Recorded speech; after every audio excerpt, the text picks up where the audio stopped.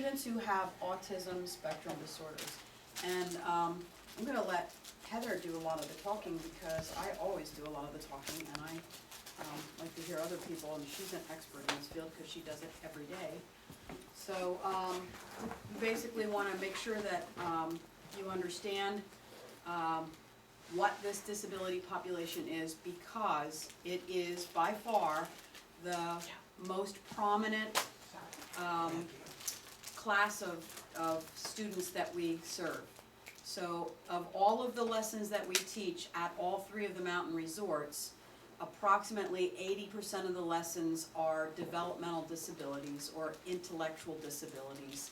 And of that 80% again are in the autism spectrum population. Does that make sense? So we see a lot, many have dual diagnosis, but we see a lot of, in that world of what autism characteristics look like, a lot of disabilities that fall under that umbrella of autism spectrum disorders. And it is a puzzle of, they call it the puzzle, so it's putting the pieces of the puzzle together, because we don't know why it is such a large prevalence and growing every year, and there's lots and lots of causal theories, but they haven't discovered what it is. Just like cancer, we don't really know why. We have lots of ideas, but we're not exactly positive what's causing it. So, defining.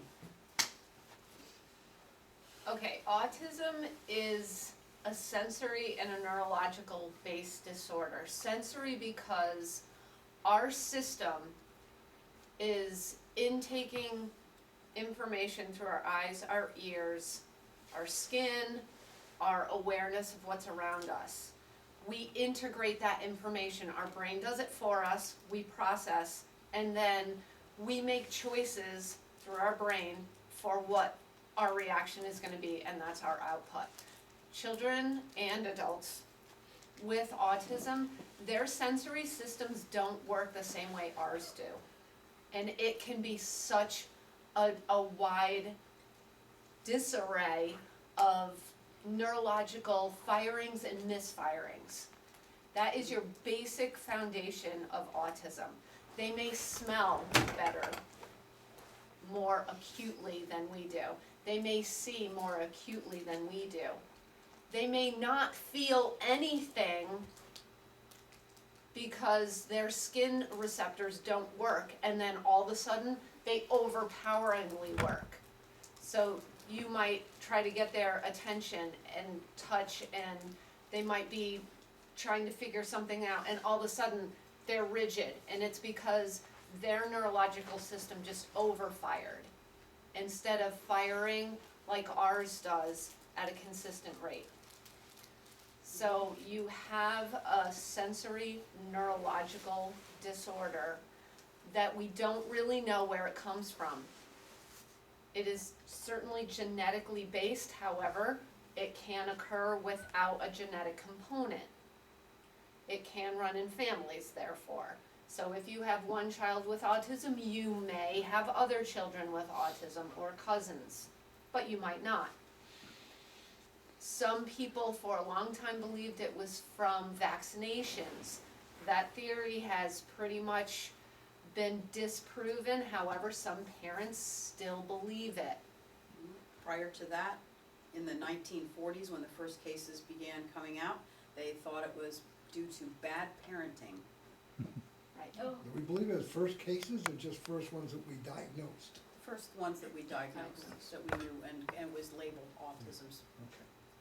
So, kind of a layman's way of thinking about all that information is, imagine that you are in a place where there's a lot of information to take in, like on a street in New York City. And all this information, the sights, the sounds, the smells, wind blowing, is all coming into your brain. And your body and your brain takes that information all at once, and your brain knows what to do with it. A cold breeze means you zip up your coat and you don't really think about it. You hear sounds that are disturbing and you kind of tune them out, you see things that are pleasing and you smile or you have feelings about it. But a person that has an autism sensory neural disorder has, somewhere in that disconnect, they don't really know what to do with the information.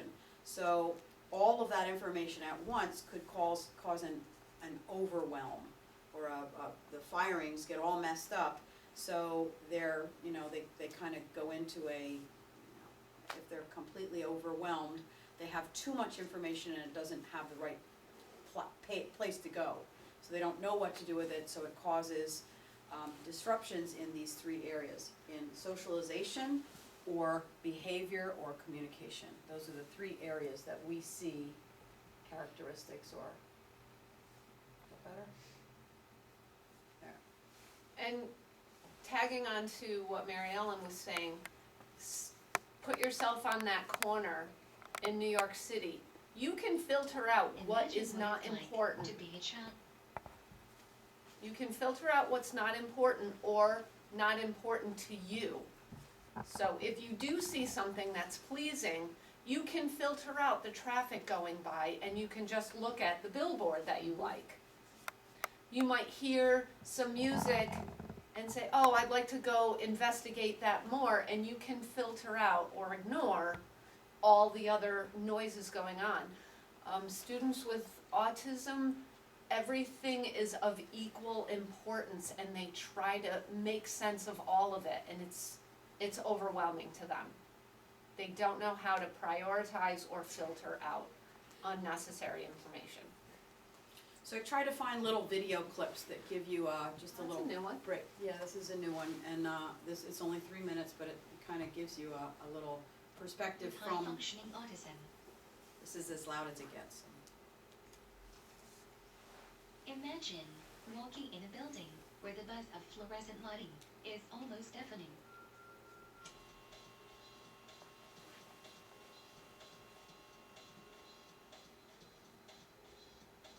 Imagine not being able to read the facial expressions of others, and as a result, you have no idea what they may be thinking or feeling.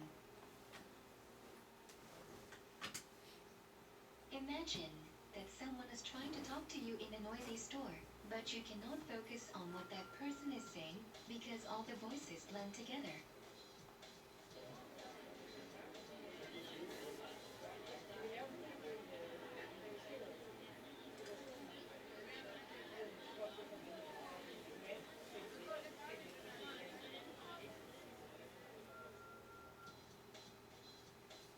Imagine taking a shower, but the water hurts. In fact, it feels like getting caught in a hailstorm.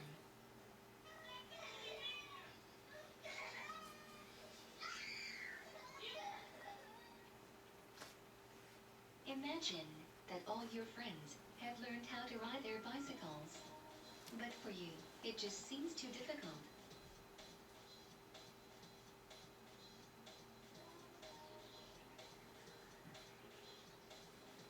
Imagine that you are constantly in trouble at school because your teachers don't understand high-functioning autism and don't know the difference between misbehavior and a meltdown.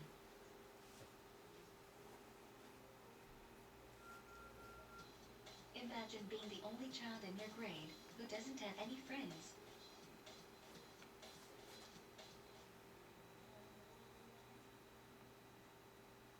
Imagine not being able to understand jokes, figures of speech, or sarcasm.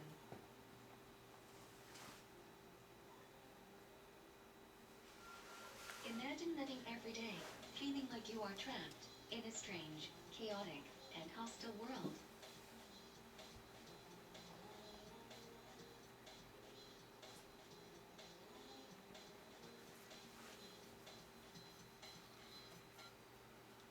Gives you a little perspective.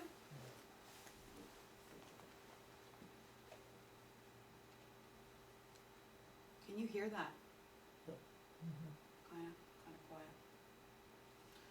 So, this is the scary part. When I first started teaching back in the 80s, I had students in some of my special ed classes that were labeled autism, but very few. I think, I would see one student every 3 years or so. And so I knew what autism was, and it was a fascinating disorder. And then towards the end of my teaching career, I stopped teaching in the public schools 7 years ago. I had entire classes of just students with autism. Kind of what Heather has now is a lot of students with autism spectrum disorder. And I watched the prevalence over all those years grow. Each year it got more and more. And as of 2015, it's 1 in 68 births.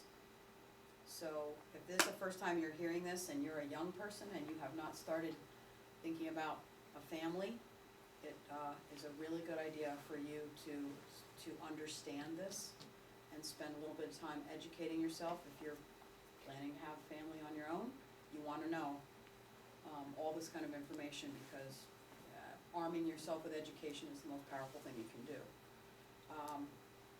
It's more prevalent in boys than girls. Much more. Mm-hmm.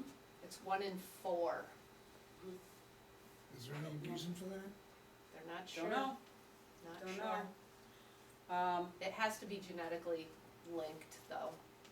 These stats are taken from the Center for Disease Control. They keep a program, and I think the next slide actually, you can read, imagine how much it costs here.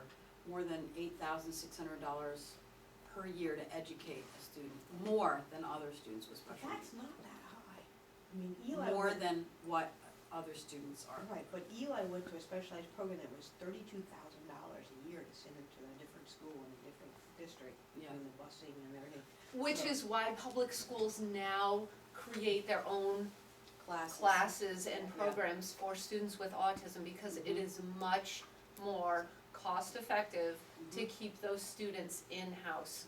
So one of the reasons that you didn't have students with autism was because they went to Wildwood No, I no, s- I'm talking about back in the 80s. back in the 80s, but I also started Yeah. teaching. Oh, yeah. And I started at Wildwood. Wildwood is a local school that caters to students with autism and takes the students out of their home districts and educates them in a closed environment. You can see on the chart here, the, 2000 was 1 in 150. And jump ahead to 2000, I think we're kind of holding at that number, 1 in 68. I remember a couple of years ago when it was 1 in 88, or those years might be a little askew, but last year was also 1 in 68. I think the CDC they use the ADDM, the Automated Diagnostic Data Monitor is what it's called. And they do these surveys from every state, and that's where they get all these numbers, and they keep reporting back, and that's how they come up with prevalence. And there's a lot of theories that, are we diagnosing more? Are we? And the DSM keeps changing on what the diagnosis is. They had a subcategory of Asperger's, which you might actually run across in the files. If you look back at a student with autism, you might see the word Asperger's. It was a way of breaking out those students with higher functioning autism that seemed a little bit more social, a little bit more communicative, but still on the spectrum. They've now gotten rid of Asperger's again, and now they're just, once again, called Yeah. high functioning High autism. functioning, mild autism, yeah. How many of you watched Big Bang Theory? Sheldon Sheldon. Cooper, my favorite character. I hated that show when it came out, and my husband loved it, and I started seeing parts of it when he would have it on, like cooking dinner and stuff, and then all of a sudden I started focusing in on Sheldon, and he is just the older episodes back when it first came out. Phenomenal portrayal of someone who has Asperger's or high functioning autism. Because he does. Yeah, well, Jim Parsons does, yeah, but he plays it much more, I mean, he's just a really good actor, but he pretty much lives his life out, but Right. all the funny things that we see, and we'll talk about the characteristics. But real quickly, let's talk about some causes. I don't have to spend a lot of time on this, but, so where in the brain, Okay, the corpus callosum is the communication cable, just like our computers have a cable. Our brains have a right and left hemisphere. The right and left hemisphere do different things for us.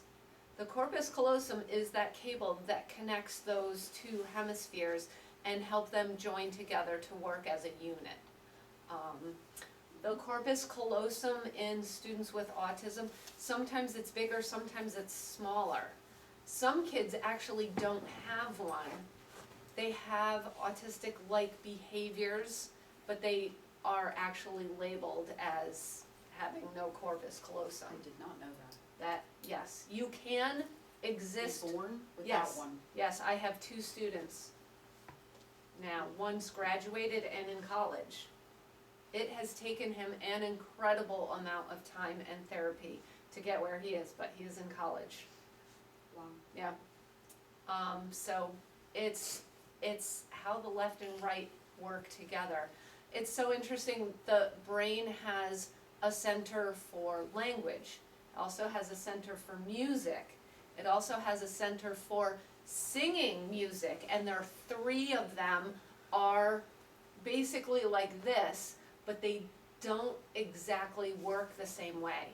If you ever have heard of a person who stutters can sing fluently, it's because they're using a slightly neighboring part of their brain to sing without the stutter. So in the brain of a student with autism, you do have areas that are more damaged or less functioning. We're not really exactly even sure about that than a person with a normally functioning brain. I went to a conference a couple of years ago, and it was working with a doctor who had been doing autopsies on people with autism, and then also on younger kids using CAT scans. And they found that the brain cells are, in normal brains, are very linear. There's rows and columns. And in people with autism, there's too many rows or too many columns, usually not both, but they're not straight. They're not stacked like building blocks like normal people's I saw a little brains video are. clip on that today about doing autopsies and what they were finding. But they're not sure still if that's part of the developmental abnormalities, because they don't want to go doing a whole bunch of CAT scans on babies' brains. So they're doing these CAT scans after they are seeing the signs of autism. So they're not exactly sure where that misalignment of cell blocks and areas of the brain are happening. So as you can imagine, if your brain isn't communicating, your areas of your brain aren't communicating right and they're not functioning right, it's going to impact everything that you do, because all of what we do starts in our brain. So it affects emotions, behaviors, motor, balance, coordination. It affects every single aspect of their beings. And the fascinating thing is that every single student that we see who is labeled with autism, each one will be different with different deficits. Even within a family. Yeah. I have a family that has 3 children with autism, and they are the most different. As if you folks have children, your children can be as different can be, so are they.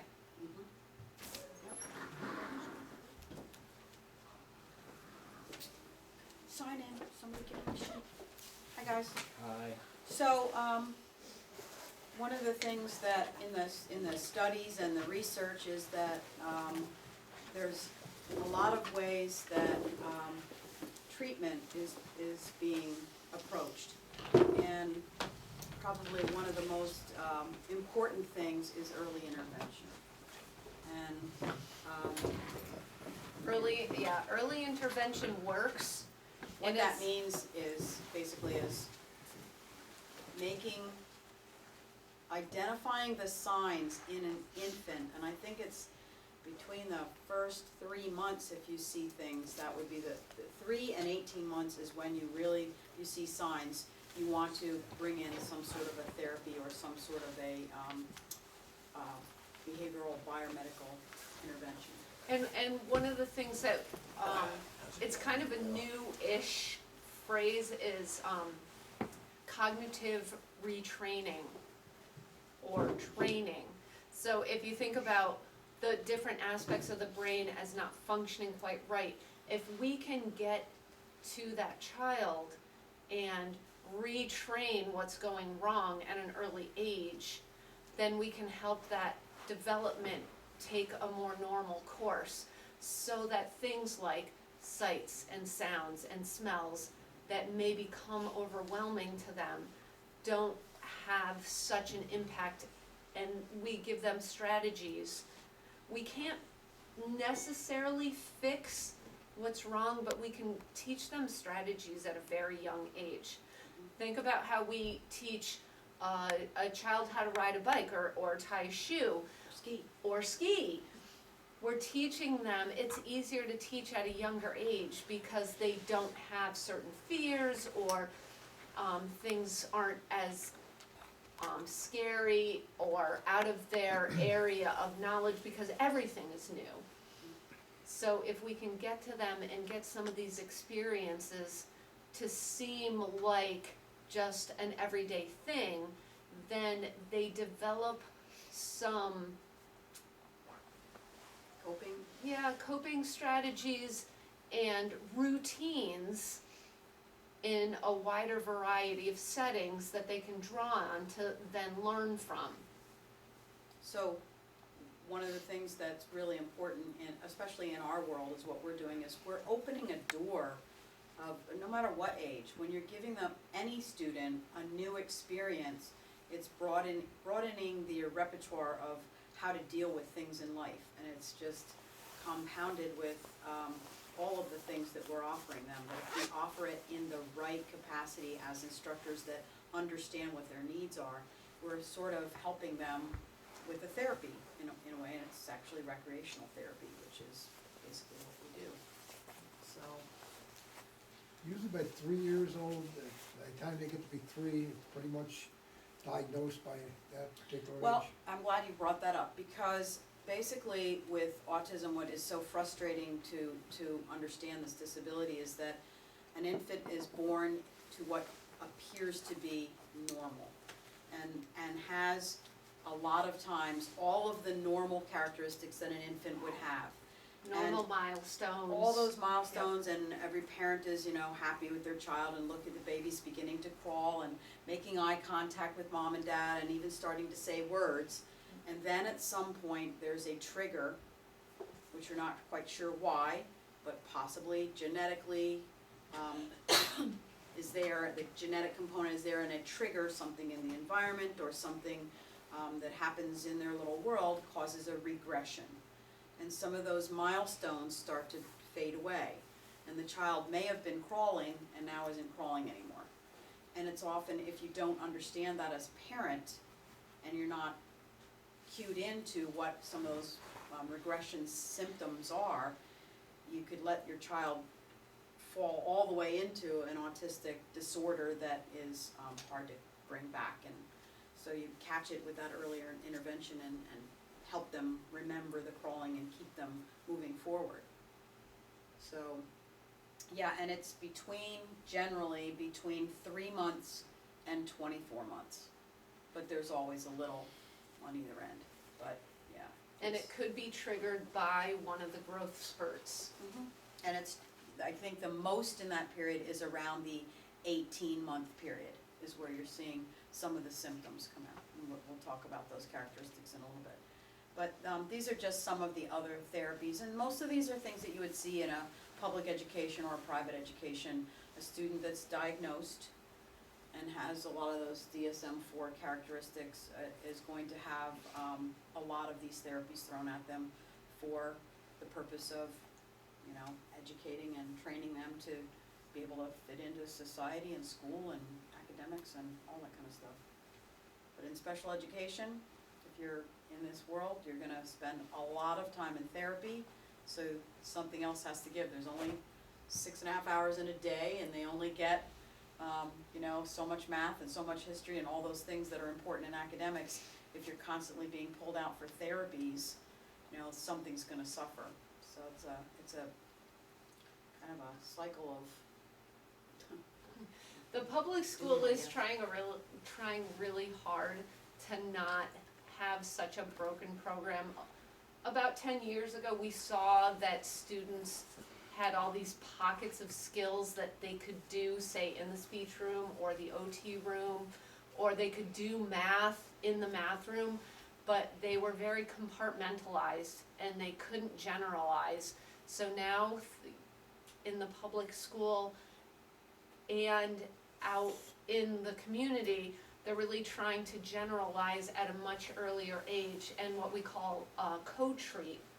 And so we love it when our kids do other things like play sports, and it's generally well understood now that the more experiences they get at an early age in sports, in arts, in music, in functional skills, the better that their sensory systems can take the skills that they're learning at a particular therapy and generalize them more quickly to the everyday world.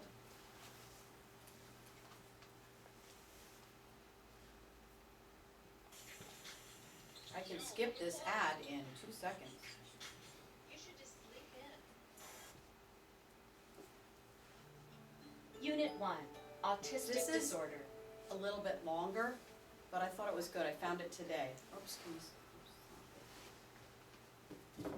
You may be wondering, what exactly is autistic disorder or autism? If you have interacted with a student with autism now or in the past, you may have seen the student engage in a variety of behaviors, but you weren't sure which behaviors were considered part of the student's autism diagnosis. In this unit, we will explain the symptoms of autism as described in the Diagnostic and Statistical Manual, 4th edition. Once you understand the characteristics of autism, you will be able to identify areas of need for intervention that you can refer to the student's behavior supervisor.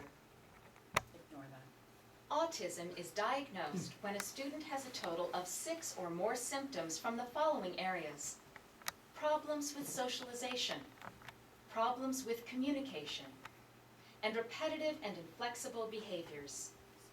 These characteristics must have started before a student turns 3.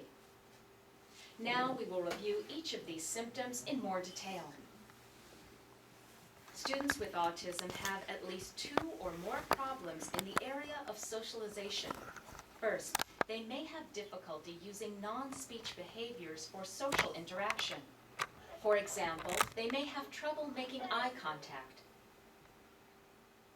Hi, kiddo. Oh, you look at me when you say hi to me. Oh, that was a nice try. Other examples include difficulty using gestures, facial expressions, or tone of voice in their interactions with others.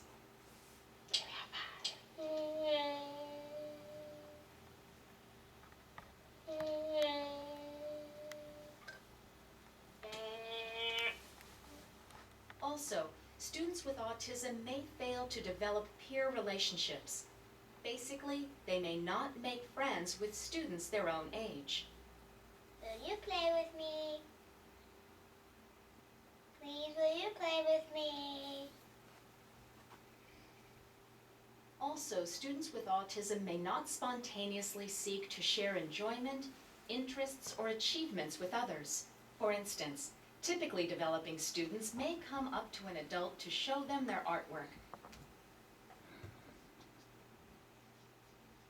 Hey, Mom, look what I drew.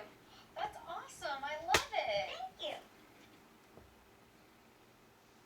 However, students with autism may only approach others in an attempt to get something they want. Very good. Nice job asking for your butt. Finally, students with autism may lack social or emotional responding. That is, they may not respond when other people try to get their attention. Kieran, can I have a car? Kieran. Kieran, can you make it go down the red slide? Also, students with autism may not respond when other people show emotions.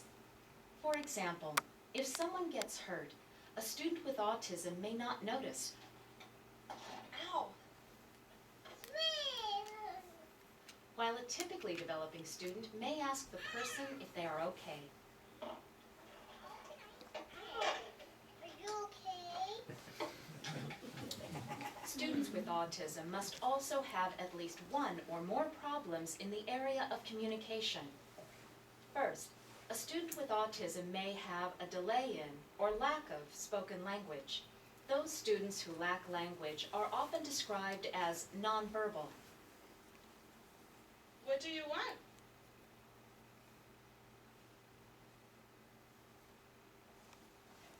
What do you want? Other students with autism have delayed language in that they use few words or do not include all parts of language, such as pronouns or prepositions, when speaking. I's listening. We need the pieces of the puzzle.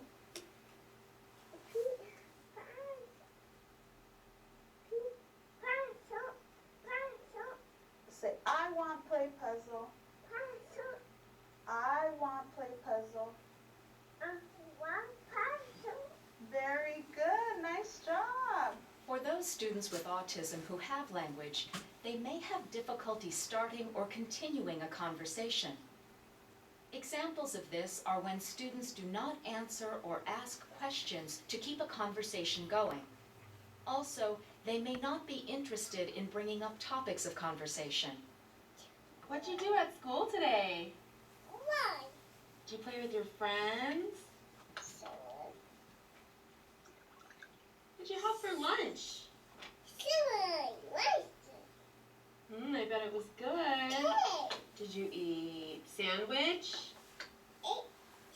Drink juice? Students with autism may also have inflexible and repetitive language. Repetitive use of language is often referred to as echolalia. Echolalia may be immediate or delayed. Here, we see an example of immediate echolalia, where the student repeats the question instead of answering it. What number? 1. With delayed echolalia, students may repeat words and sentences from TV shows, movies, or songs that they heard before. This type of behavior is also referred to as videotape talk or scripting. Furthermore, students with autism may lack varied, spontaneous make-believe play or social imitative play. Here we see a typically developing student playing appropriately in the toy kitchen. This type of pretend play often involves communication, which is difficult for students with autism. It's so scary. It makes them heart go through that. But there's some balls and then but the pizza wants to go in there. The pizza has to go in there. Mama, the pizza wants to go on a plate. In this example, we see a student with autism not engaging in make-believe play in the toy kitchen.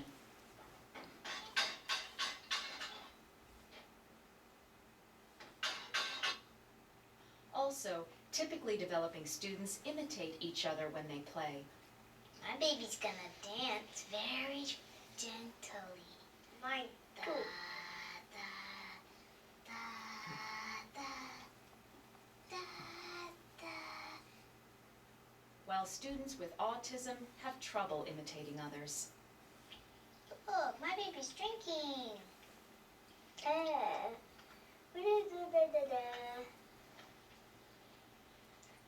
Students with autism must also have one or more repetitive and inflexible behaviors.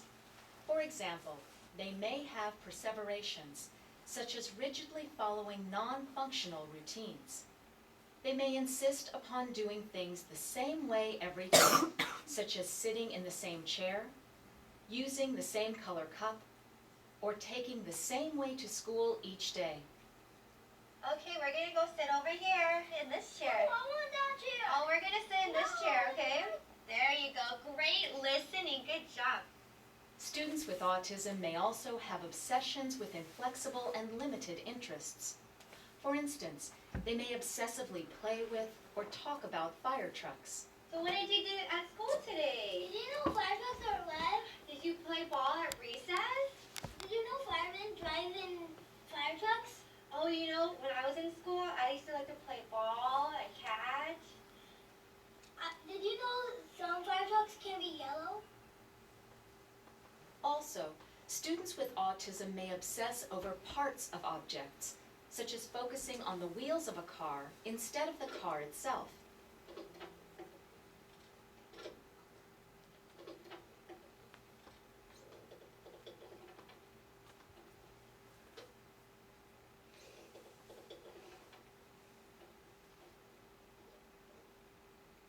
Finally, they may have inflexible and repetitive body movements. Inflexible and repetitive body movements are often referred to as self-stimulatory behaviors, or SSBs. Sometimes this is even shortened further to stimming, or STIM. When students with autism participate in these behaviors, they are automatically reinforced. That is, they reward themselves internally without having to involve another person to give them the reward. There are many ways that students with autism can engage in self-stimulatory behaviors in order to give themselves pleasurable sensory input.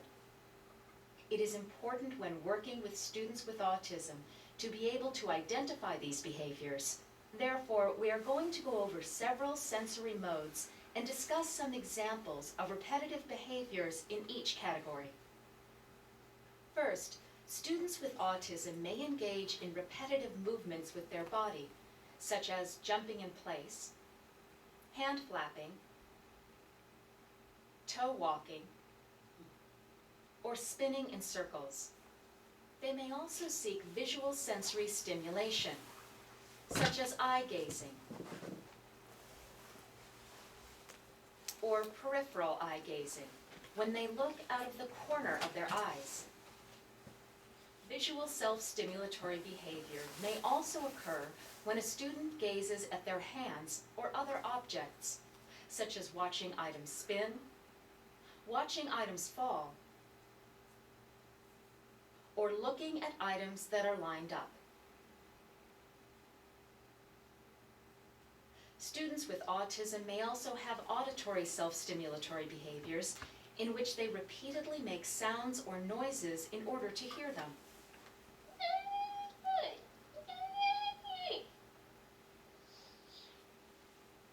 Students with autism may also engage in oral self-stimulatory behaviors. For instance, they may play with their saliva, put their fingers or objects in their mouths, or grind their teeth. Another way that students with autism may gain sensory input is through their tactile system or through touch. For example, they may have favorite materials to touch, such as soft or fuzzy items. And wicked aversions to lots of Finally, students with Clothing and autism may gain sensory helmets, input through helmets. repetitive smelling behaviors, such as picking up items and smelling them before using the items, or smelling their hands. Now you have learned that the diagnosis of autism is made up of difficulties in social... So, So just imagine all of those individual characteristics on a sliding scale. You take a person and you slide those, every single one of them, and that's that person. And then you take the next person, you Like slide this. every single one of them. like this. Like I don't know that. if you can see this, but measured intelligence, social interaction, communication, behaviors, sensory, and motor. And every single person, that bubble would be somewhere different. So they're all, each person is very, very different. And that's what kind of makes it, well, we're all like that. I usually, before I found this video, I was surfing today, looking at video clips all day, trying to figure out which one would be great for something new. And usually when I talk about the characteristics, I have this puzzle. And the puzzle has 24 pieces, and on the back of it, it has one of the characteristics written on it. And I let each of you hold a puzzle piece and tell us what you know about it. And that video kind of went through a lot of those things that you might see as characteristics. But I like to think that we are all on this spectrum, because you think of it as this rainbow. And I know personally that I could come up with 3 characteristics at least that I do that would possibly be on that scale that says that I have a characteristics of someone that has autism. I pick at my cuticles. I have a strong sensory reaction to the texture of things like cake. I don't like cake, I don't like muffins, I don't like pancakes, but I do like waffles, and I do like pie. So there's a tactile thing in my mouth, and it makes this funny feeling in the back of my throat when I have that texture in my mouth. And I'm dyslexic with numbers. Sometimes I transpose numbers, especially do that all the time. with phone numbers and Drives me things like crazy. that.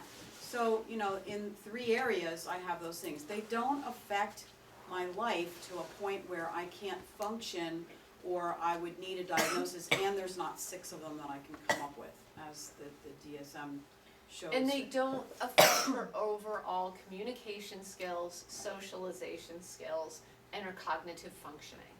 Well, they might, But it's okay to each not one like of you, cake. yeah, each one of you, you could probably think about it that way, and could probably come, some of you might have more than others. And you might have more that are higher on a scale that might affect you a little bit more. If you're dyslexic with reading, that would really have an impact on how you learned and went through school. Or if you have, like the engineer's brain usually has a deficit in the social area. And I know because I'm married to one. And you think about, you know, and I kind of think about the balance of your brain is if it's overdeveloped in one area, there's going to be a give and take in the other area. There's going to be an underdeveloped in some other, because we can't all be super intelligent and super fun at a party and good at math and all those, you know, other things. So we're all on this scale somewhere, but some of us in this room are way off the charts, so you'd never even think of it as being someone that's on the spectrum. But it's kind of interesting to think of all people are like that, because we all have some of these little characteristics. One of the things that I present to my students with high functioning autism, and they're mostly teenage boys, I have 3 groups of 5. So I have 15 boys on my caseload that are all varying levels of high functioning autism. And I go over a lot of these individual skills, and I say, society is like a road. There's the center line, there's the fog lines. If you're driving, as long as you're in your lane somewhere, you're okay. And it's all those skills, all of these skills, if you can keep them within the range of what is considered appropriate so that you Normal. fit in. I like to use the word appropriate instead of normal because, Normal, right, typical. because they've learned that it's okay to be an individual, and yes, it's okay to be individual, but if you want to have the socialization and the friends and use the language to express what you know in an organized way, you need to stay within the fog lines of that road to be successful. And they find that as a good visual. It seems to work for most of them. So when we look at our students and we see these behaviors, sometimes it's hard to determine whether the behavior is actually something that's part of the diagnosis or is it a behavior that's learned. Can you think of some examples of what would be a clinical behavior and what would be a learned behavior? Can anybody think of an example? You know what I'm talking about, John? A learned behavior would be if I act inappropriately, I'll get attention. Maybe I'm in the supermarket and I have a tantrum and I get what I want. Yeah, right? yeah, so negative behaviors or screaming and that sort of thing because they want something for attention, yeah. As opposed to clinically, they may not have communication to get what they want. So the only way that they can get what they want is by verbally saying the word, and they might, if you're not paying attention, so they're saying like the boy with the puzzle, puzzle, puzzle, puzzle. And it's his way of getting what he needs, maybe not wants, but needs.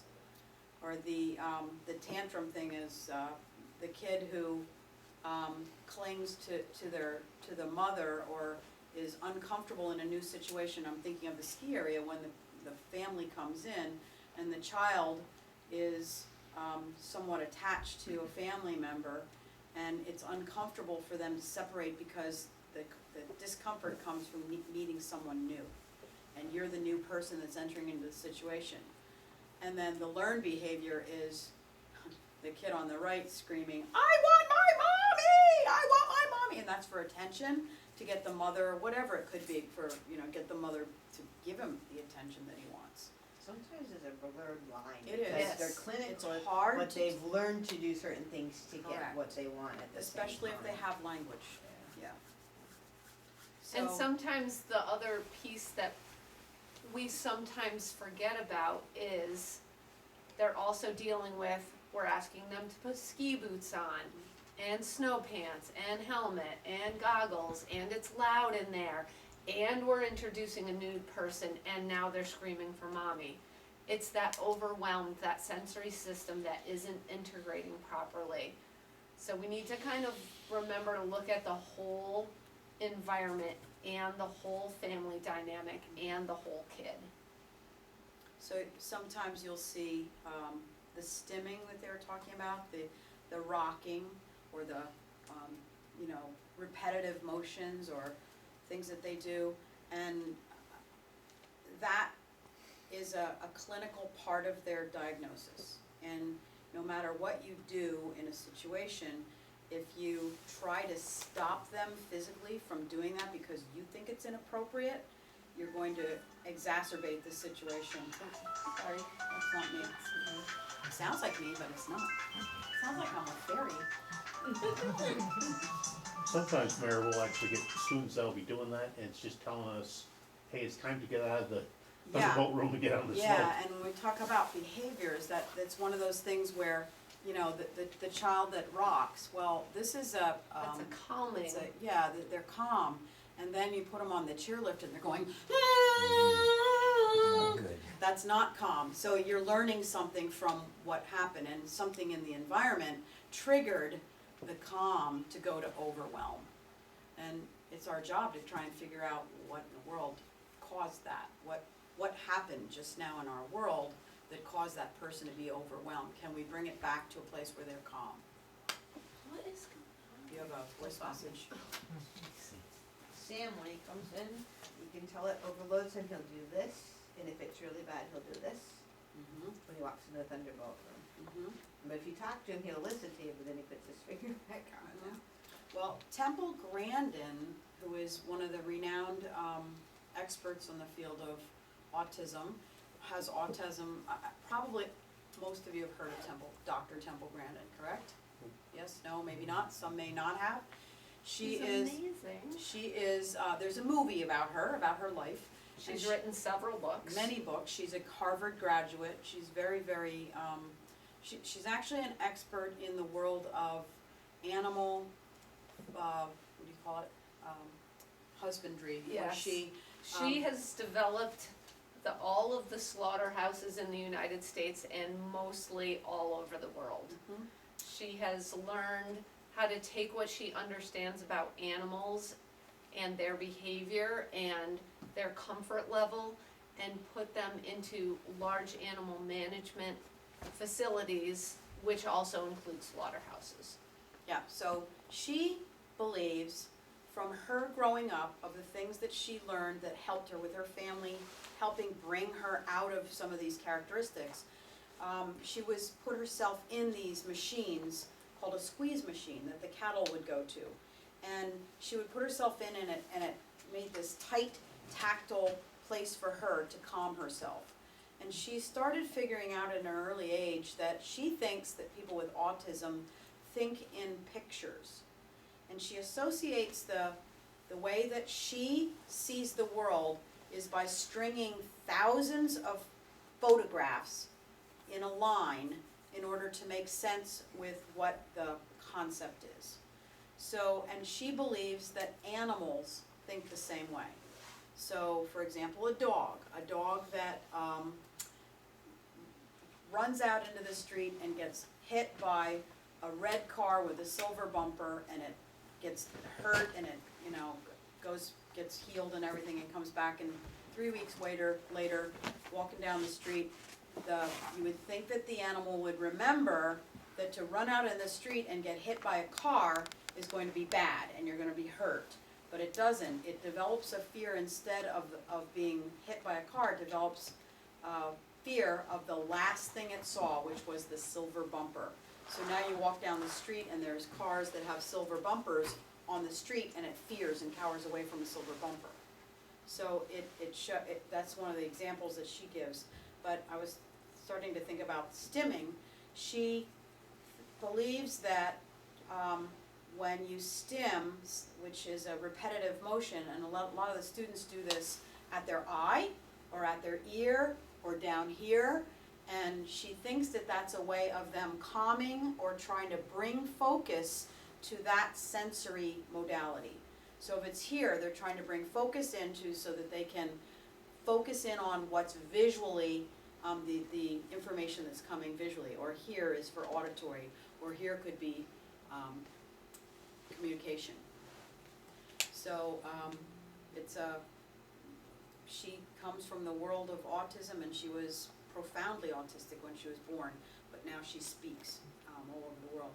So back to this slide, we kind of covered a lot of this in what they were talking about, but this is your expert area of language development and communication problems, but we heard a little bit about all this, problems that they have with processing, with repeating things, with understanding, and the language is all over the map. And that's when we talk about that spectrum of being profoundly autism all the way over to the high functioning or Asperger's side, the language problems come more on the first half of the autistic, and then less language development problems come on the other side of the spectrum, where you're developing more language but less social social skills. Right. With all of our guys though, especially at the ski mountain when we're bringing them into new environments, I think one of the most important things we need to remember is to give them processing time. It takes them longer to process. Even most of our nonverbal kids do understand what we're asking them to do, but it takes them a lot longer to take in the information we're giving them in a direction or in a teaching type of environment, to take it in, make sense of it, because anything new that you learn is, you have to fit it into your brain. So here's your brain, and when you're learning, hopefully it's open, you take the new information, it has to fit somewhere. We're pretty good at fitting new information into our foundation of knowledge. Their processing time is so much slower, and it may bump and kind of wander around for a bit until they get it to fit, so that their brains can then develop an appropriate reaction or answer, either in a movement or in a response. So give them plenty of processing time. Now, the other thing that this slide that we all subconsciously do is that when we communicate with people, we are reading other signs, not just the words coming out of a mouth, which is literal. Many of the students who have autism are completely literal, and they don't know what your body orientation is, the spatial awareness between two people, gestures, postures, facial expressions. They don't get any of that. You can say one sentence with a smile on your face and say the exact same words with anger in your tone, and they don't hear any of that. It's just the literal words that they hear. A lot of times when we talk to people, a gesture of touching someone when you're talking means something. It means an emotional response. They don't understand what that emotional response would be. The way They that, might not even see it. Mhm. It might not register to them. Yeah, so all of these things are areas that we learn probably without anyone teaching us. We learn it through interaction with human beings from a very early age, from, you know, the time you're an infant all the way through adulthood. And you add more and more of these things to your repertoire, and you understand people don't like to be right in your face when you're talking, and you understand what this closed off means and this open means with your body, and you know when you, in conversation, you're taking all those signs in. And Right, I have to teach those specific things. I do a week of idiom, I do a week of sarcasm, I do a week of body language only. We practice, let's do that, let's make this face, what does it mean? And sometimes I have to give them choices, that I have to teach all of that, so that they can see it, they can read it. And also remember, the peripheral vision, sometimes our kids are looking at you. I can see Will. I know what he's doing, I'm not looking at him. And another thing with the eye contact thing is, when you have a lot of information coming in at once, often it means that if you turn your eyes or avert your eyes away, they're focusing in on the information that's coming auditorial, because they can't get the information from everything at once. So they have to tune one out in order to focus on. If you're talking to them and they know it's important that the words are gonna have meaning and they need to know what the words and the language is, they have to turn their eyes away so they can focus on what's coming into the ears. So we think it's really important because for us it's natural. I know if I look across at Rochelle is listening to me because she's looking at me. So I just made that assumption. She might not be listening to me, but she's pretending to at least because she knows how. But you know, they don't have that. If a student with autism in this room, they probably would be staring at the ceiling the whole time or looking around because they need to hear what's going on. So these are just some of the social development things that you might see. The stimming, they talked about that in that little video clip, but here's what, this is really quick, but I thought it was pretty powerful, what Temple Grandin, now you'll know who she is.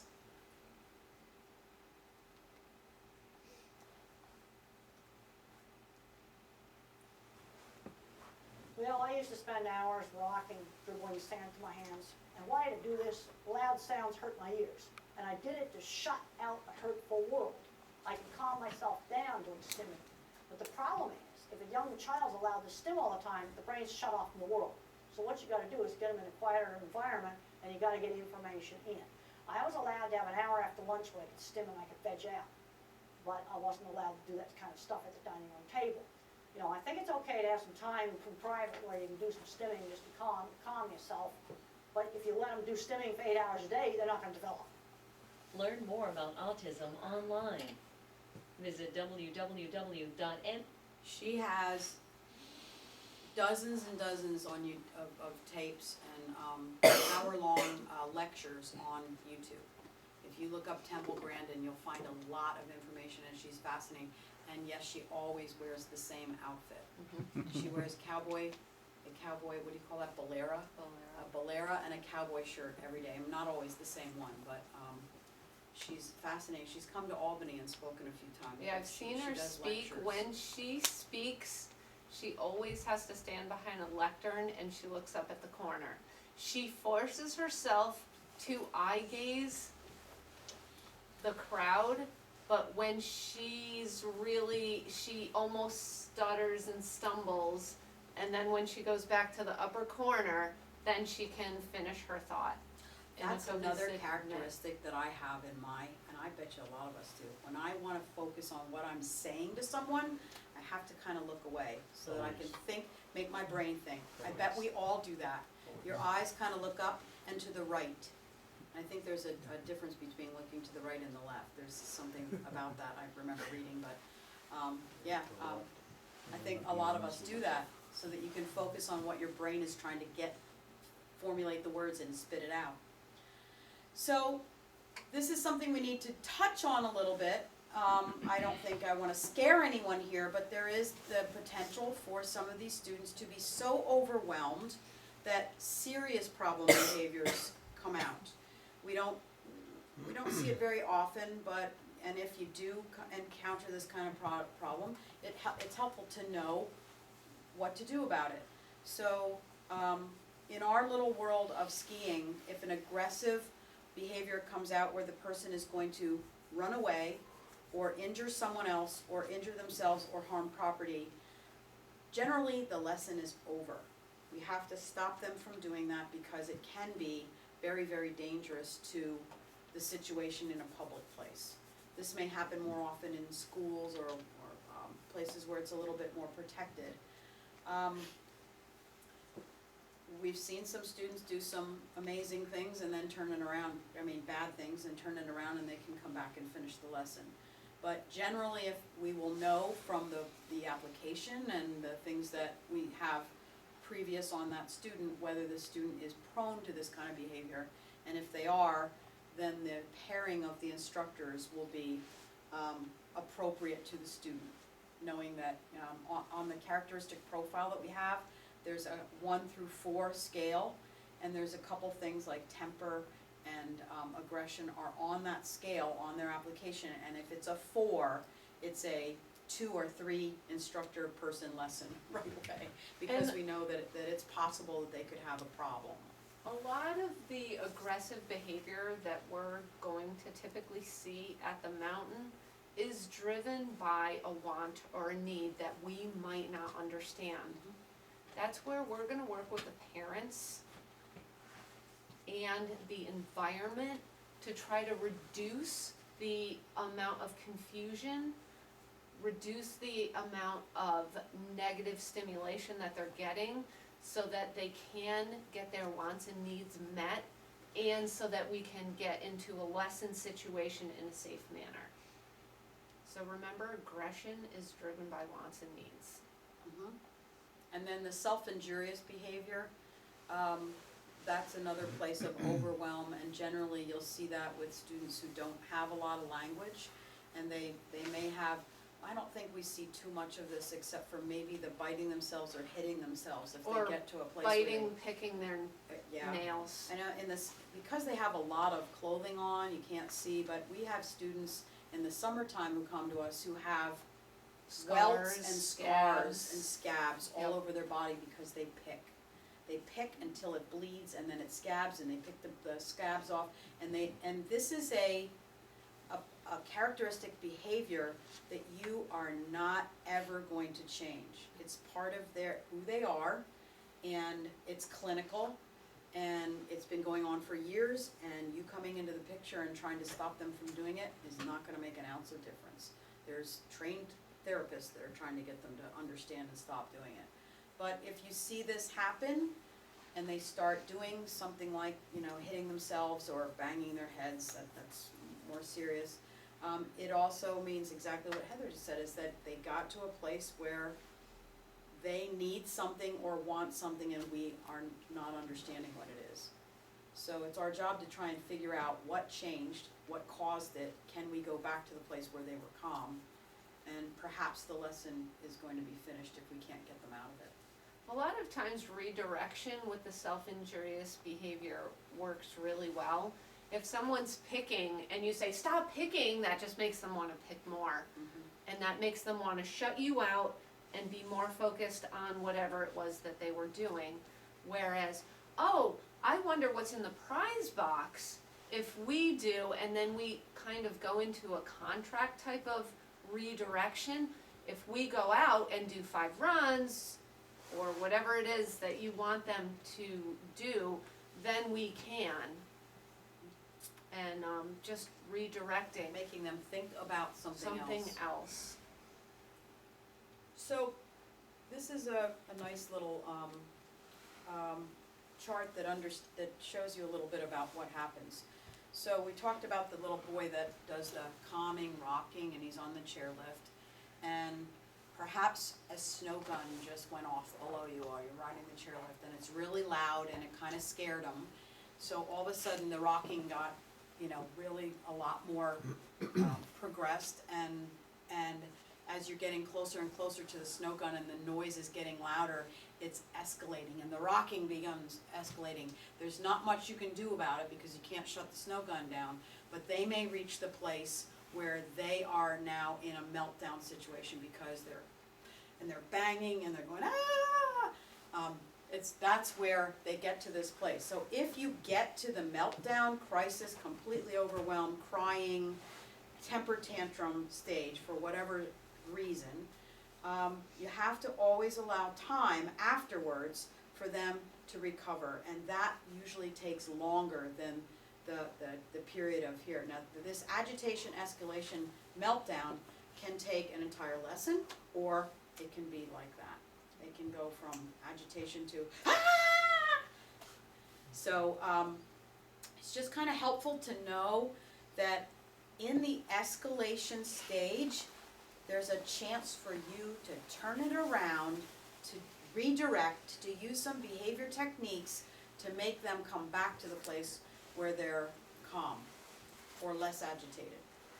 But if they do get to the crisis stage, that you're going to have to take time afterwards for them to take a break, sit down on the snow and rest, leave them alone, let them regroup themselves, and again, that could be long or short period of time for each person. Everybody's different. I'm not sure a formula for that. You look at their age, approximate age, and you leave that many minutes for a kind of a recovery from a meltdown. That's for a tantrum for a child. That doesn't necessarily apply. That's a tantrum for a typically developing child.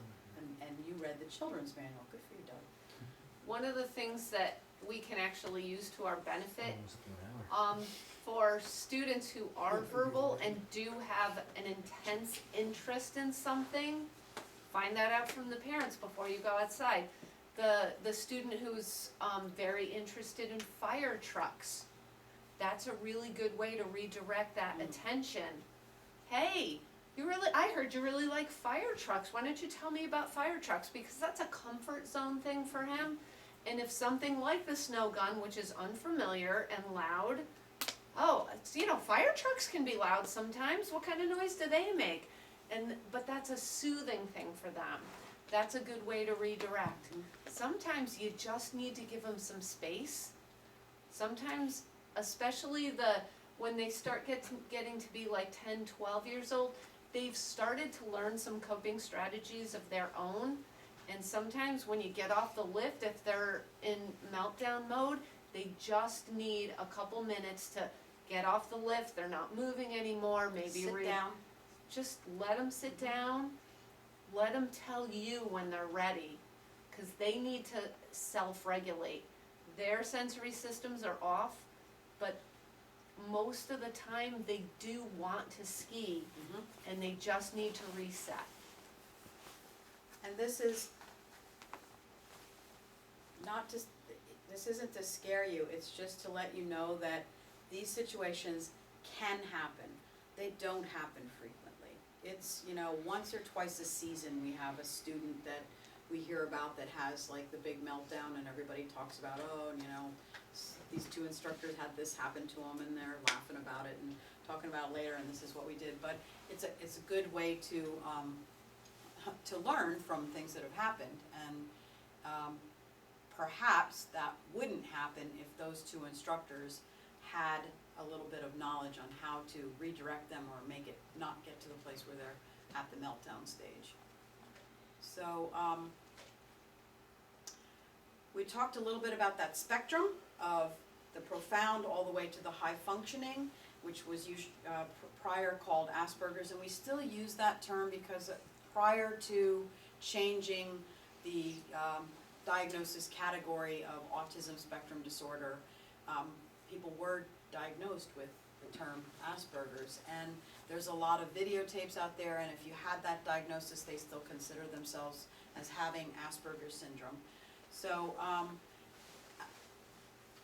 I want to talk a little bit about that type of student because we see a lot of that student, and they are able to have conversations with us, and they seem in many ways to be typical students. They just have some quirky things about them. They're like my husband, an engineer, kind of, with no social skills. Keep picking on him. But here's the difference in presentation, which is kind of interesting if you look at it this way between one side of the spectrum and the other.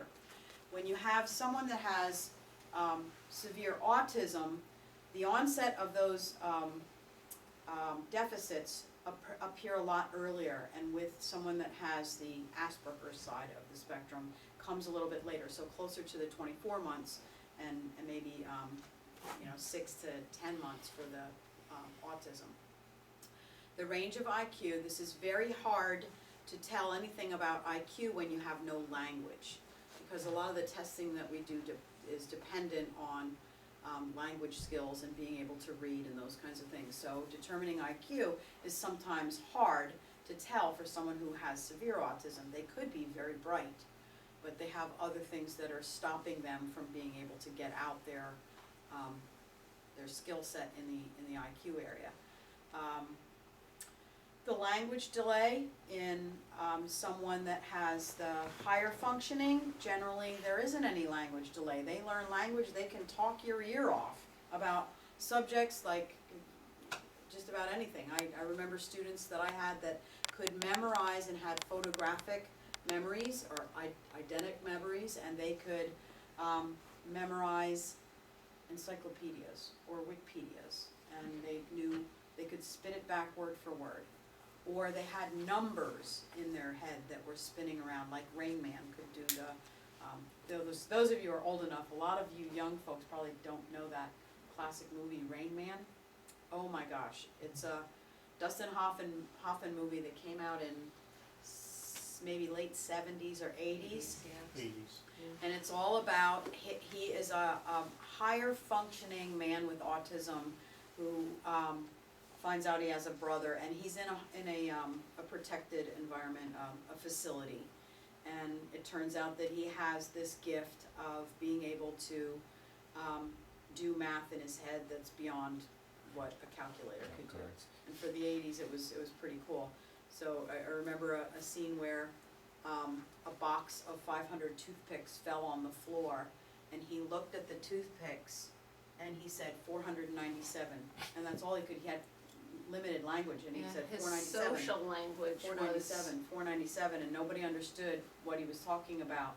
And then finally, he said 3 in the box, and the girl opened up the box, and there were 3 toothpicks left in the box, and he was able to look on the floor and count them in his head like that. And there are people that have these gifted talents. Savant, right? What? The savant. What does correct. that mean? But it's a very, very small percentage that have that It's savant. like a splinter skill. Yeah. We call it a splinter skill now, where you can do one pinpoint skill incredibly well, but again, you can't generalize it or make it all that useful in a way So that. Dustin Hoffman goes to Vegas and counts cards with his brother. Right. So what the whole That's how movie's he about. took that splinter skill Yep. and made it lucrative. into something. Well, no, you have to back up. Dustin Hoffman didn't. Tom Tom Cruise Cruise took is the Dustin one who Hoffman. took his brother who's autistic Yes. to make them Right. right. Oh, yeah. And on the The way, autistic guy he didn't had do to it buy anyway. his underwear at Walmart. Yep. And that was over and over again. I get my underwear at Walmart, and he had a meltdown over I'm his a underwear. very good driver. I'm a very good driver. I'm a very good driver. It's a great movie. If you get a chance, go Watch look it up Walker. and watch it. It's a really, really Walker, good yep. movie. There's a really interesting, he's gotta be about 20 now. There's this kid, he lives in London. He has a photographic memory, but he is also incredibly good at drawing. And one day, he got a helicopter ride, I think it was a birthday present or something, and he went home and he taped all this paper on his wall, and with a pen drew what he had seen, and his parents had no idea that he was almost completely nonverbal. I think he was like 15, his name is Steven something. And it was considered a splinter skill. He has this photographic memory, he can do this, and he's turned it into a very lucrative job. People pay him large amounts of money now to go to a big city, Rome and Tokyo, and they take him up in a helicopter. They videotape what he's seeing. They have a camera looking where he puts his head out the window. GoPro right here. Yep. And then they give him a room. I think that one in Tokyo, they actually gave him a whole circular piece of paper, and they had to force him to eat and sleep and go to the bathroom because he was so obsessed. Tokyo took him like a week, but then you can find it on YouTube. You can overlay the video with what he drew, and it is just every building, every window, That's every amazing. car, every person, everything that was there, he was able to draw. That's amazing. It's pretty crazy. So, in the differences here, what's important for us to note is that in the motor skill area, those individuals on the higher end of this high functioning scale are less adept at motor skills. So they have, balance issues. They're the clumsy, non-athletic type person generally. And those with more severe autism have incredible balance, and their athletic skills tend to be much better. So they learn to ski more quickly than those kids that will spend a whole lot more time on cricket or in the beginner area because they have poor motor skills. And the thing that we have to watch out for with these guys is they don't understand danger. So they become very adept skiers quickly without the self-preservation skills. So they can stand up on skis, fly down the hill, never fall, but they don't understand that if you hit a tree or a person, it's painful to everybody involved. Sometimes not them. What? Yeah, they Sometimes don't not feel them. pain, they Yeah. don't necessarily feel pain the way we do. Yeah. From our standpoint, one of the things we have to watch for in that very thing is what I call a runner. I'm sure everybody's got a phrase for it. Some kids just decide on their own they're just gonna take off and bomb down the hill. And you gotta be really ready for that, because you obviously can't let that happen. And, but to your point, they've got the ability to do it, but they just Right. take off and go. Right. So, this is some of the stuff that's really important. Behaviors. One of the most important things that we can teach you is that all behavior is communication. So anytime a student is communicating in a verbal characteristic, or if they don't have language, it's gonna come out somehow. So a behavior of, give me an example of, Behavior of always wiggling his helmet around okay, so instead of trying to ski. They're touching moving and their moving hel- their helmet, and they're moving touching the the helmet. helmet. That has meaning. They're trying to communicate that there's something wrong here. Something, and knowing that they have a sensory issue, a helmet is one of those things that they probably never have had on their head before, because we only wear them for certain sports. And chances are they don't ride a bike. So a helmet is something new, and if you have a sensory tactile problem, it's gonna hurt or feel uncomfortable, so they're trying. Goggles are a big one. What is? Goggles. Goggles, yeah. Yep. And a lot of times the gloves going in Yeah. the mouth Yep. and And the flapping. gloves, on a very cold day, not wearing gloves. Yep. So duct tape is a really important tool to have in your bag all the time. We use a lot of duct tape, because cold days, gloves have to stay on. And, we don't tape goggles on their head or anything like that, You but can. having goggles without colored lenses is a good thing to have. Or put something to protect their eyes, that, you can keep their face warm on a cold day. But, clear lens is a better thing. We have a lot of those extra things around. But these are some of the reasons that you might see an escalating behavior that means something.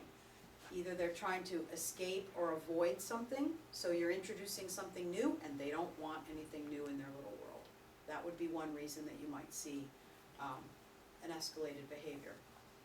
Change in routine is probably the biggest Number one thing. And you think about what we do, the routine is not the same every day unless you're going to do the exact same lesson. Everything from going out the same door, putting on the same color boots that you got from rentals, or the same boots and the same skis, all of those little things that are different from the last time they did it or outside of their routine can make all the difference.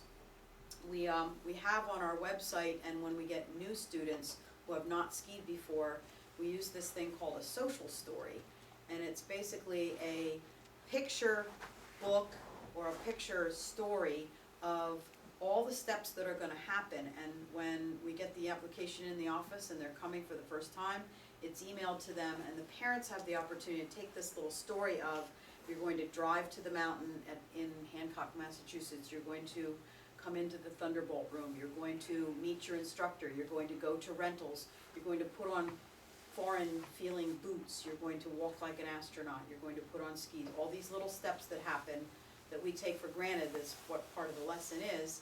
They get to read this little book for a day. Each day they read about it, so it's ingrained in their memory and they know what's going to come. So it's setting up for success by telling them way in advance what's going to happen. So change in routine is, heaven forbid, Sam has skied with Heather and Will for the last 5 lessons, and then Heather and Will can't come the next time, and they get Mike and Doug. Oh, forget it. And Sam is gonna have a whole different scenario in his lesson because everything is different for him. His world has just been rocked. So you think about those things. So if you know that you're not gonna be there and there's continuity in the lesson of who you work with, and you may not be there the next time when Sam comes, it might be a really good idea to say to the supervisor, hey, who's gonna be in my place next week? Can I make the introduction now and set it up for success? Sam, I'm not gonna be here next week, but Mike is. I want you to meet Mike. Mike, this is Sam. And then the next time Sam comes, he is already alerted to that. He already knew it, and it might help. Well, what happens with us on Saturday, every once in a while he comes on Saturday, that's when Heather's not there, that's Right. how I get him sometimes, but Heather left a pretty good Well, trail, and she's told me a lot We about use it. Sam as an example, but he's not on the autism spectrum. No. He has a different disability. Completely different. But he But he has has a some lot He of exhibits a lot of the same characteristics. characteristics and Yeah, he behaviors, does. but for Yeah. totally different Yeah. genetic and chromosomal reasons. Yeah, yeah. But, and some of these other things, to get something that they want, something that they are desiring is another reason that you might see a behavior come out. To self-manage or regulate themselves. I think you touched on that. Calming that sensory system. Yep. Get the pieces to fit together in their brain. To get attention, and sometimes negative attention is still attention. We all know that. That's often a learned behavior, is if you're trying to get negative attention as opposed to positive attention. And then the self-stimulation can be for just to entertain themselves, or it could be for regulating. And then the fear, I mean, for all students who are learning a new sport or learning new skills within the sport, fear is a really big component of what we do on the Hill. When you think about And how different skiing is to anything anything else. else they've ever done. Yeah, and think about going back into the days when you learned, and those of you who recently learned how to snowboard after skiing for so many years, and how it puts you into a whole different world of humility, of oh my gosh, I'm a really trained professional, and yet here I am on my ass crying because I fell down so many times and I'm in a uniform and people are looking at me. You know. Fear is a really big part of what we do and how we deal with it.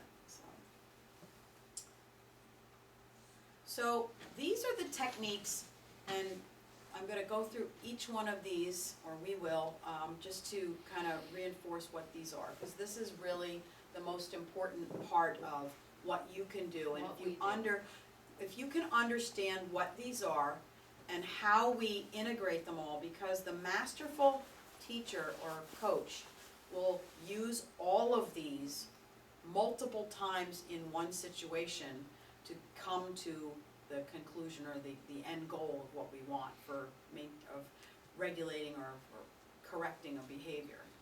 So right off the bat is relating the expectation and presetting the goal. So what do you think that means to us? What does that mean in a skiing situation? I mean, we already just talked about one preset. What did we talk about that's a huge preset for them? We just gave as an example. Who they're working with. Who they're working with? Yeah. Introducing and what, even before they get to the mountain, on the website. The book, The the social story. That's relating the expectations. But you can do that at the beginning of the lesson when you're doing your introductions. Hi Johnny, my name's Dave. Today we are going to do this. And as long as you do these things, I'm gonna be really proud of you. We're gonna go to the rentals, we're going to put on boots, we're gonna walk in boots, we're gonna go to the Jiminy Cricket, we're gonna put on skis, and we're gonna walk in skis. If you do those things, I will be very proud of you. You might do more. You might do less, but as long as you're trying, that's our goal. So they'll know what to expect. So you just gave them this outline for what's gonna happen. Instead of not saying anything, and then each time you introduce a boot, and they have no idea what a boot is, then you're asking for potential problem. So letting them know what's coming next is really important. Let's say you have the student who you've worked with for a couple times, who's on the cricket, and they've gone up and down and up and down, their balance is great, and you feel that they're ready to make that move to go to the 180 chair. Big move. If you don't set it up long in advance, before you even go there, you may ski them right over, think that they're gonna do great, get on the lift, and then comes the meltdown. What the heck? So if you're gonna make a big move like that, you let them know in 5 runs, after we do 5 more turns here, we're gonna go over and look at another lift. Or if you're really smart, you end your lesson by looking at the next thing that you want in the next lesson. If it's gonna happen mid-lesson and you know it, you have to let them know. Today we're gonna go to a new chairlift. Today we're gonna go to a new trail. Let them know well in advance, and then you use numbers and count. How many times before we go to the new lift, okay, and count backwards always works best. We're gonna do 5, okay, you did 1. How many left? 4. And then when you get to it, if you set it up, heaven forbid you don't do it. You tell them what's gonna happen and then you change your mind and don't do it, you'll also have the chance of a crisis or a behavior that comes out that ruined their day. So that's important. Who knows what a contract is? Any old contract. What's a contract? An agreement. An agreement. Let's play make a deal. Yeah, if you do this, 5 runs. Just don't sign them. you get this. The contract can be very simple, just a very simple statement is a contract, or it can be very complex. You sit down with your student long before you even go out, and you write down all the rules, and then you have them sign it. I promise that I will do X, Y, Z, and I won't swear, and I won't smoke, and I won't throw my skis at you. throw my skis, and I won't hit you. I promise, and they sign it. That's a contract. So contracts are a part, and we do contracts without even thinking of it all the time. Just like what Mike said. Hey, if you go down this lift, I'll get you a hot chocolate. That's a contract, if they agree to it. So, how about rapport? How important is that? Establishing rapport. Come on Oh, you deer in the headlight out there. Is having trust with the person you're with important? Kathy, you're really good at this part. I am. Yes, you are. You are. No, you're really good at developing rapport with kids. How do you do it? I don't know, you need to talk to them, you need to, get on their level, and, I don't know.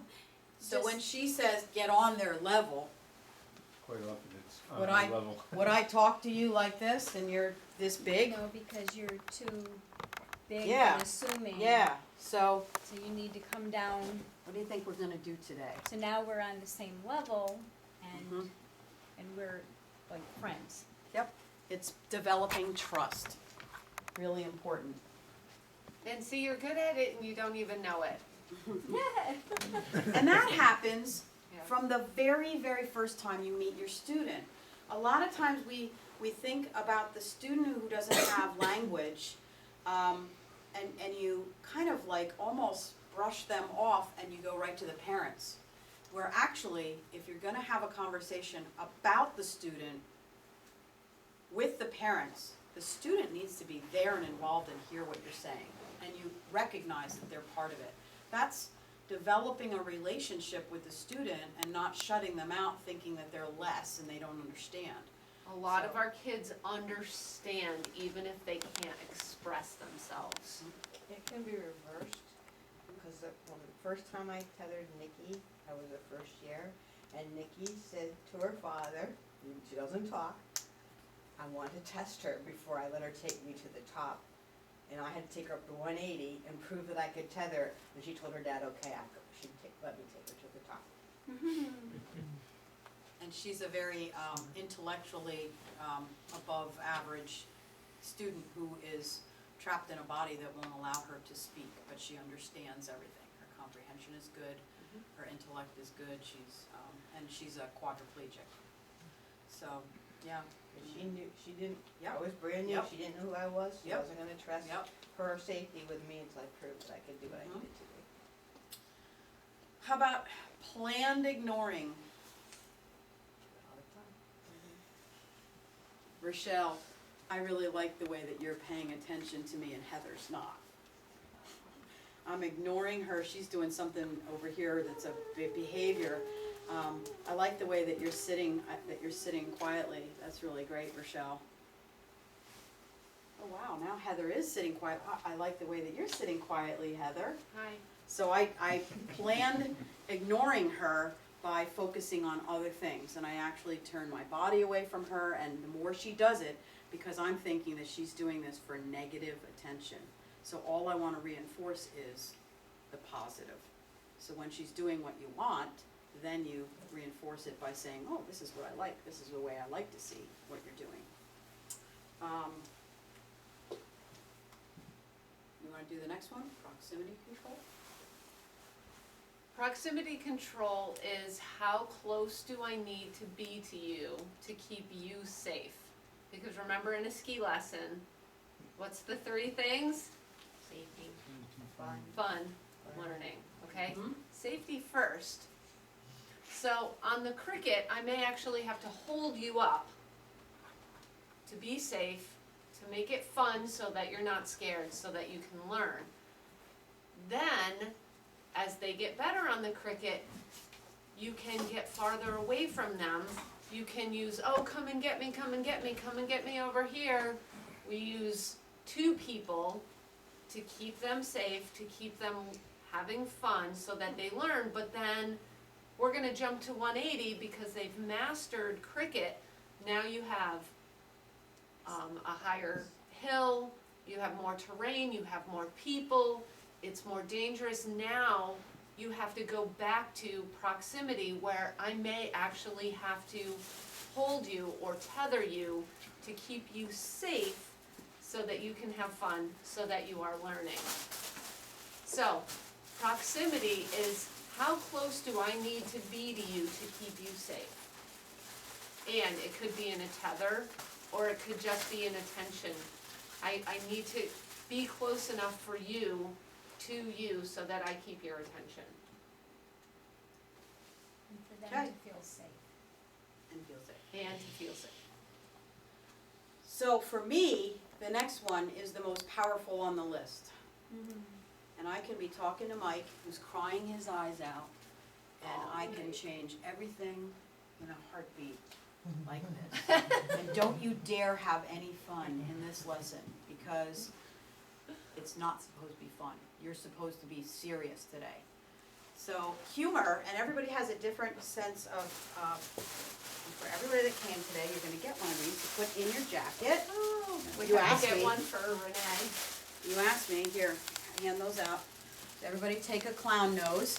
It's a very powerful tool to have in your jacket, in your pocket. It's just a little styrofoam ball, and you pull that out on a student that's, you know, has fear, or has some sadness, or has some problems separating from mom and dad, those kinds of issues. This can change everything, and it can turn something around really quickly. really filthy jokes.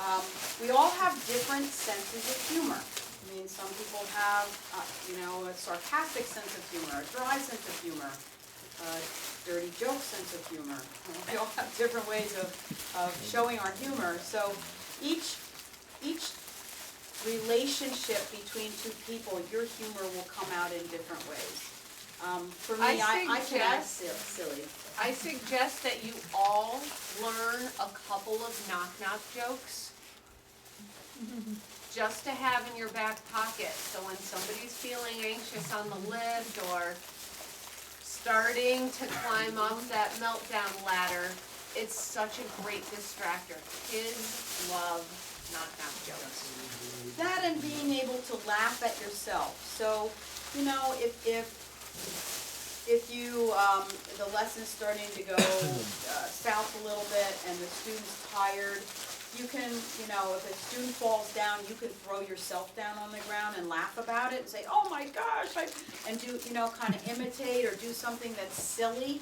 If you act silly, they'll start to change their attitude. Humor comes out in so many different ways, but yeah, just this little thing can change a lesson just by keeping it in your top pocket. Grab it out. It just brings, kids especially need to have fun, not just safety, but fun.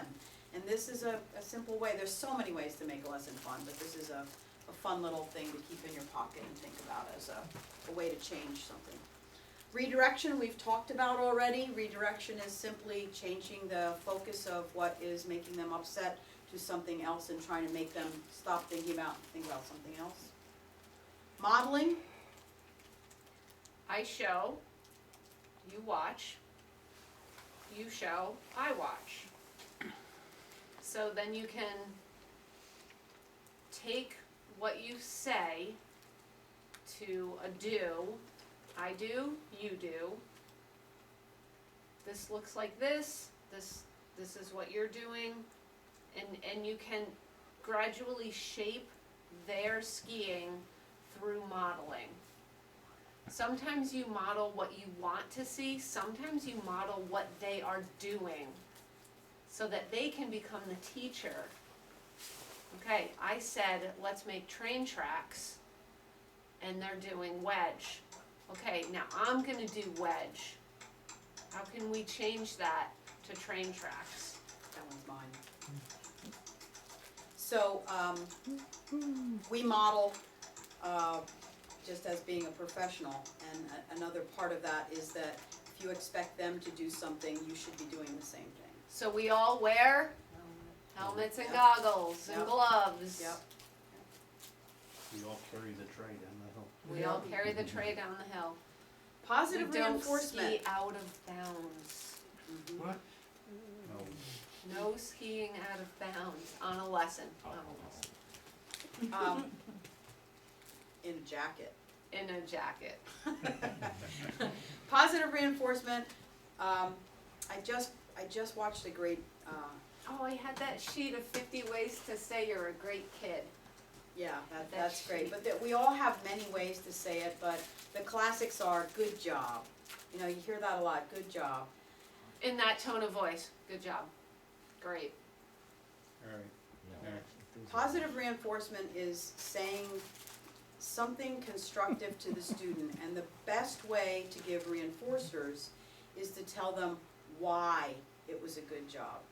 I like that you did such and such because you did it like this, instead of good job. You know, letting them know and reinforce what it was that you were looking for and why they did it so well. Because they did it in a certain way, or they did it at a certain place, or whatever. Or they So- tried something new.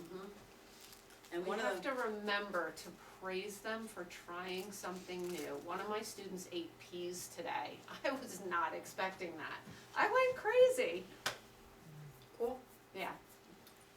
One of the most positive statements that you can say to someone is, "I'm proud of you." A lot of kids don't hear that very often. So that is a very powerful phrase to use when you're telling them why. Tell them, "I'm proud of you because you tried something new." The last one on the list is consequences. And when we look at safety, fun, and learning, a consequence is a negative reinforcement or a negative management technique, and it really doesn't have a place in this environment of safety, fun, and learning how to ski. It's a recreation, you're supposed to be having a good time. There are guests at the mountain. But consequences are, sometimes they're natural consequences that can occur. And a natural consequence would be, You fall down and get hurt because you're skiing too fast. or you took your gloves off and your hands get really cold. So the consequences will happen naturally, and you can remind them, well, if you refuse to put your gloves on, then your hands are gonna get cold. And if they have language, then they can tell you, "Oh, my hands are cold." Well, your hands are cold because you took your gloves off, and reinforce it. But consequences often are thought of as a punishment. And if a behavior that you don't want to see in the ski world is occurring, a punishment often follows in a lot of situations, especially with parents or teachers. And the punishment, you know, you think of the kid in the corner wearing the dunce hat, or the child who has to go to timeout. You have to take them away from something that they're supposed to be enjoying. Well, if you reframe that a little bit, and you need to take a break, and you need to move away from the negative occurrence, you can reframe it to a let's both take a break instead of you're in timeout. It will have the same effect generally by letting them stop and breathe and regroup and refocus themselves and get back into a place where they're, and when they tell you that they're ready.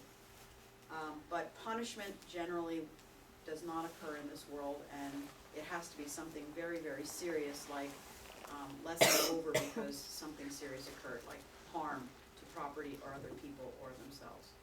I like to use the phrase, "I can see that."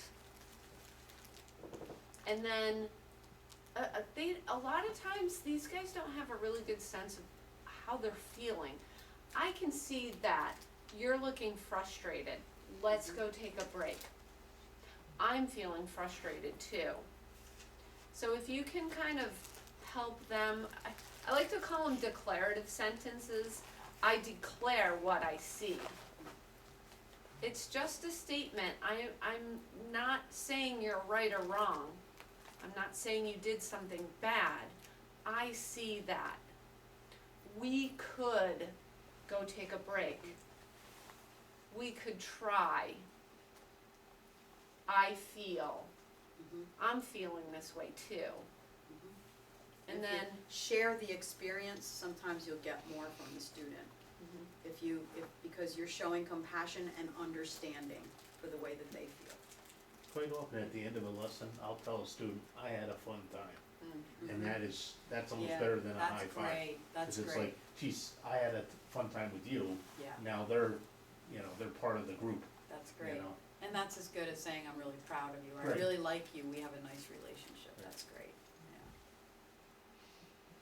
So these are, we just have a couple more things just to wrap up, but it is almost 8. So these are just some things when you're communicating. Simplify, but don't be patronizing. Remember that they have literal language sometimes. That's the next one, concrete literal language, they have literal understanding. Simplifying it, you know, we think of the difference between chronological age and the age that they understand at. And we try to treat young or older people that have lower intelligence at their chronological age. But in order to do that, you have to simplify the language that you're using. Use less words, smaller words, not big flowery sentences. So try to simplify what you're saying, and maybe not the pronouns. You may have to shorten so that they get just the two words, like turn here instead of let's go down to the corner and turn our skis to the left or whatever. Use really simple language. Concrete, literal language. Try and think about words that have many meanings. Like the word right can be a direction. It can be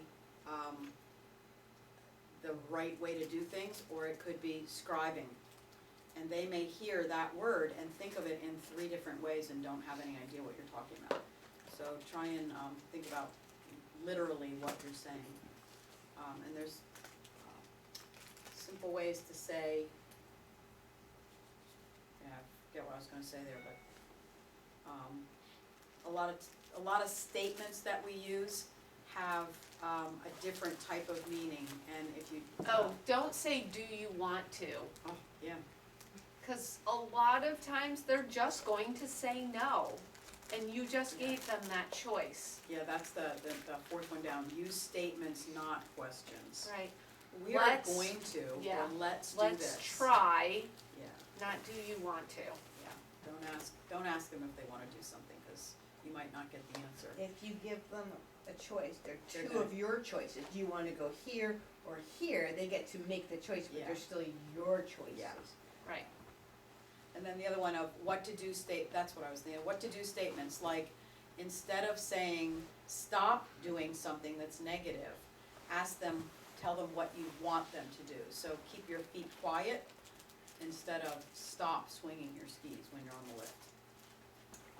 Again, Heather brought up about the processing time that takes sometimes, and some people will have much longer processing time. We had one student who took a full minute to understand a statement, and you had to wait and say the statement and wait for them to respond with, if you ask, do you understand? And you have to wait until they understand and show that they understand. And then avoid vague and abstract language. Structuring your lesson plans, really important, using the steps. Making the environment as predictable as you can, which is hard when we're in a busy ski area. Reducing their stress and their confusion and anxiety, and that's by building rapport. Building on what they know, the strengths that they have, like the trains. If you know that they like trains, build that into the lesson. Do railroad tracks. Do fast like a train. Anything that you can build in on what their strengths are and what they know about. And break down a task. If you're gonna take them to 180 as a transition, we can talk about the section. Because once you get off the lift, let's ski down to Gromittville. We're gonna stop. Now we're gonna slide over, we're gonna cross the hill, then we're gonna stop. Now we're gonna ski down to the lift. So breaking down that big hill into 3 parts is a much more manageable a task for them that isn't as scary. And every single lesson is always your goal in your head for them is to be independent. To be an independent person, to be an independent skier. You're always looking at the big picture of where do you want this person to go? Wouldn't it be great if this little small steps that I'm giving them is going to lead one day to this person being able to do the sport without the constraints of an adaptive program. We want them to, with Mom and Dad. we want them to leave us, we want them to go off and go to Vail and those other wonderful places that are out there. The environment has so many distractions and, know, things that interfere with the sensory stuff that they have.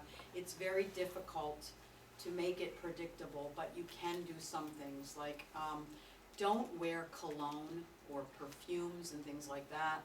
Make sure that you're, if you can build continuity, at least have one person that's been with the person before in a lesson. Generally, we have 2 instructors, so if one of them is the same, that's great. Wear your same uniform. Have everything prepared before you go out. Don't forget your gloves and goggles and you're not prepared, because that will not work. If you can avoid crowds, areas and things like that, and noises and things, that's great. Sometimes it's That's really, hard to do. really, really hard to do, I know. With some of our kids who are very anxious in Thunderbolt, and it's a returning student weekly, you can actually just plan with the parents to meet them outside. We have somebody that does that. We do. They meet at the lift at 9 o'clock. The instructor needs to be prepared and ready at 9 o'clock to board the lift. And that student only skis for maybe 45 minutes. And that's their recreation for the week. But they can't enter the building. They can't get in, because then everything falls apart. It has to be that continuity thing. And lastly is the social support. A lot of the things that we take for granted is the cues and all the things that we know in our little world. When to say please and thank you, when to be friendly and laugh at things, and when to tell jokes and the scripts and all those, and all the etiquette stuff. So these are things that need to be taught, and this is a perfect environment to do that for you, to teach the student social scripts and social cues, and explain to them what it means. It's hard sometimes because we're covered, our faces are covered, but you know, if you can pull your goggles up and show them, you know, what your face might look like when you're happy with them, and make them understand that, look, I'm happy, look, I'm smiling. Or tell them that it's okay to say thank you to someone if they just did something nice for you.